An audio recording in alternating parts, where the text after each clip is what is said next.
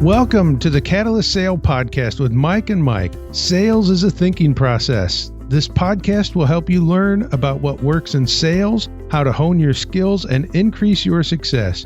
I am your host, Jody Mayberry, and you know by now that Catalyst Sale started as a startup. Mike and Mike got together and started this company from ground zero, and that's what we want to talk about today. Mike and Mike, tell us about Ground Zero. When you start there, what is it exactly? Ground Zero for us was really about making the decision to build this company and make the conscious decision to leave a company that was established and a job that was pretty secure. And knowing that we had done enough preliminary work ahead of making that decision where we thought our chances of success were realistic.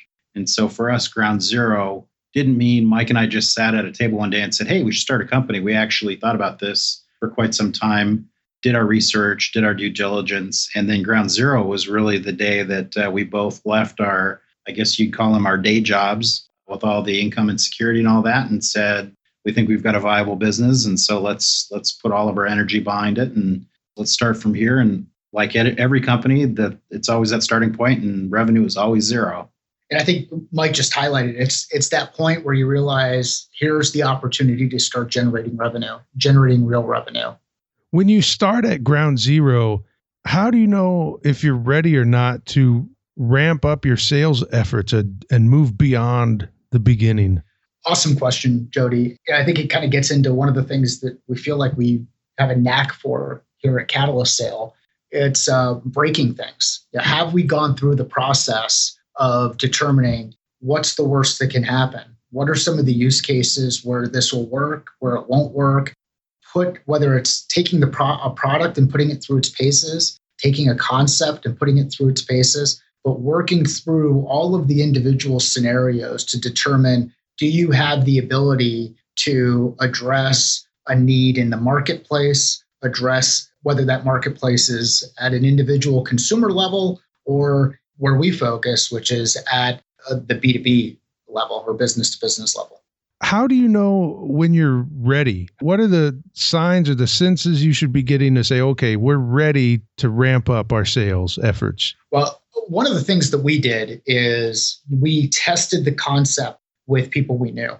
We started asking questions of people who were we anticipated as our target client base to see if the concept had legs. So let's talk a bit more specific. Let's talk on the product side. Let's say the product side is around a new technology. It's going to people who might be impacted by that technology within your network, depending on any given role that they might have, and starting to prove the concept, ask questions, see how this thing applies inside their workday or inside their personal life. Does it address a challenge that they run into? I think one of the things that's really important to understand is your product market fit. What problem are you solving inside the marketplace? Who else is solving that problem today? What makes you unique? And are you really unique enough to justify the business?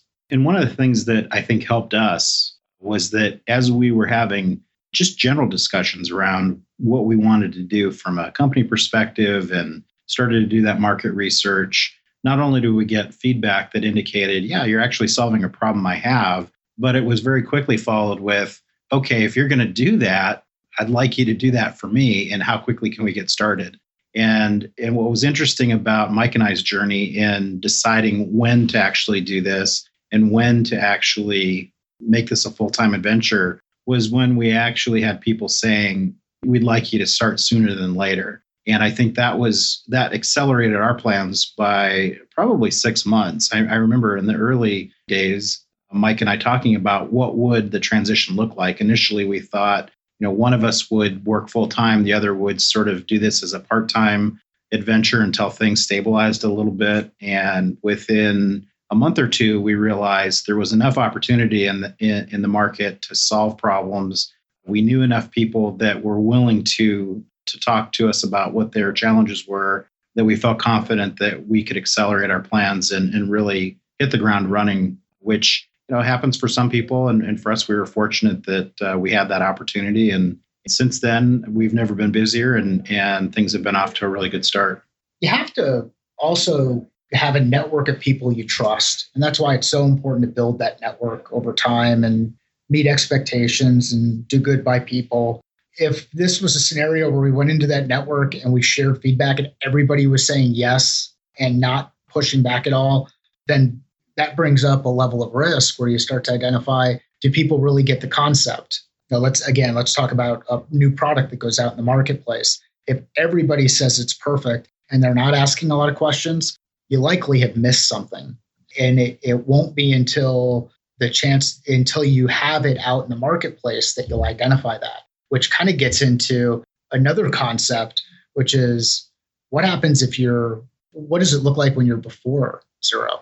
Or less than zero, as we call it. So we've had the opportunity to work with a number of different companies in a short amount of time. We're located in an innovation center for Arizona State University. So we have obviously opportunities every day to talk to founders, to network with them, to listen to them about their challenges in their business. And we've gotten to know several here in our own facility, but also startups around the country that we've been introduced to or that we've actually sat down and met with. And I think what Mike is referring to is in some cases, there's really three sort of buckets that these companies sort of fall into. One is ground zero, which is all the stars are aligning and things seem to be ready for making an investment in a B2B sales organization, putting together some strategy and sales structure to really start to generate revenue and scale the business. So that would be the ideal sort of scenario. But we've also run into examples of being too early or being too late,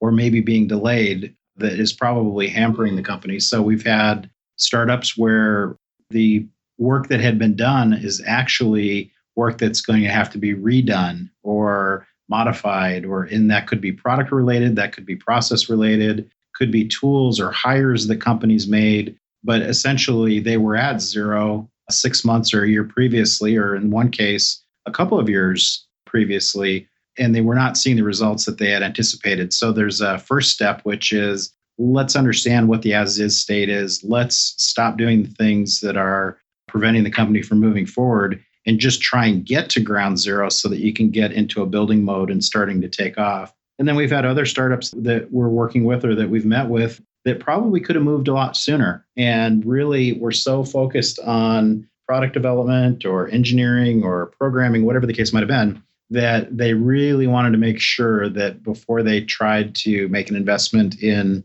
sales or marketing, that they wanted to perfect their product.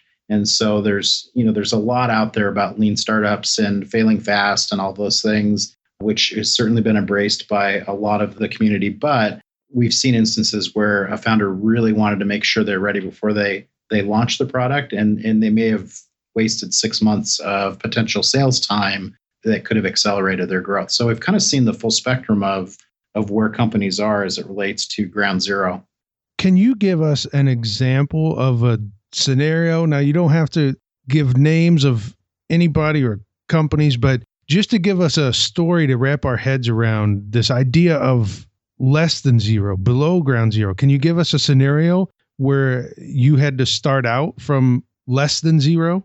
Yeah, we have a really good example that we've now been involved with for about 4 or 5 months. And we had the initial discovery meetings, talked about where the company was in their life cycle as far as the product development, when launch dates were going to be hit, things like that. And the big challenge there was that previous decisions had been made regarding staffing, how the team was formed, when the company would be ready to go to market, where they really made a lot of investment up front, probably too soon. So they went from probably being too early in trying to go to market because of where the product was and what their capabilities were, and had hired an entire sales organization. And that organization wasn't equipped to really have much success. And there were decisions that were made early on about which tools were put in place, how the CRM was customized, just little things like that. Decisions about what pricing had been shared in the market, different promotional marketing content, all those things were in this big repository of things that had already been released into the world. And really the first thing we had to do was wrap our arms around what are all the things that have already been created? Where are they? What's been shared? What's in the market? Who are the people that are on board right now that may or may not be the ideal fit going forward? Those kinds of things. So it was really an exercise of not just hearing where the founder thought the company was, but being part of the day-to-day for a little while to see what was really happening. And that's when we realized just how much had to be redone before we could even talk about being at ground zero and starting to grow the company. And this really gets into that whole concept of testing and iterating and testing across multiple use cases and multiple scenarios. There's sometimes, especially when you're a founder, you can be so passionate and excited about your concept, your ideas, that those around you also buy in to those concepts and those ideas. And they forget to ask the question, why not? Why won't this work? Or why may this not work? Or why might this fail? And if you're not asking those questions, you ultimately start to increase your risk significantly. And it becomes really hard to manage expectations and set expectations appropriately. So if you're in that position as a founder, putting yourself in the shoes of those who the product is intended to serve and going through those use cases to determine, does it do this? Does it do that? Is it easy to use? Does it accomplish that vision? And if you can mark yes for each of those, and you're able to validate it across multiple sources, you may be at that 0 point. If not, you may be less than 0. I think one of the things that I'd like to convey that, like examples like with Ian and with some of these guys is that sometimes they also want to wait because they don't think they need to know what they need to know until a later date. And the conversation I just had with Michael was like, look, I'm going to just give you information to have in your back pocket. Yep. I know that it's too soon to do this engagement, but you're out raising money. You're out trying to get investors to listen to you. You need to at least have some insight into what the next, it's kind of like playing pool. You can plan your current shot and make it, but you better know shots 3, 4, and 5 and have those lined up. So something along the lines of, if you're too early, I think we covered the spectrum that says when you're less than 0 and you maybe, you're trying to get up to ground zero, but what about the other end of it, which might be you're just not quite ready yet, but that's okay, because that's actually when we want to talk to founders is when maybe they're not quite ready for us yet, so that they don't end up less than 0. Yeah. So they don't end up making some mistakes that we have to redo later. That we have to even though we wouldn't engage with them now, but that we might be able to help them in 2 months once they have some things they have their ducks in a row. Does that make sense? It does. Mike, do you have any final thoughts for us about this ground zero concept?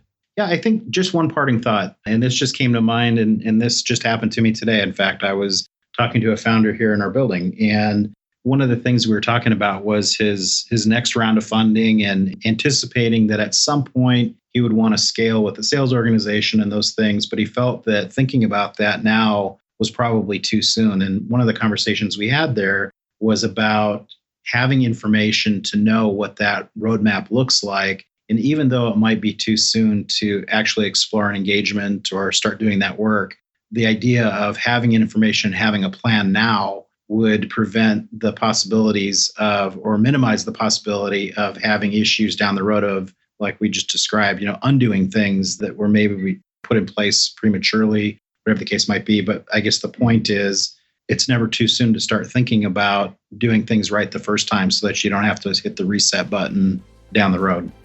Mike, thank you so much for another great episode. And thank you for listening to the Catalyst Sale podcast. You can find out more at catalystsale.com or follow us on Twitter at Catalyst Sale or find us on LinkedIn. Thank you for listening to the Catalyst Sale podcast.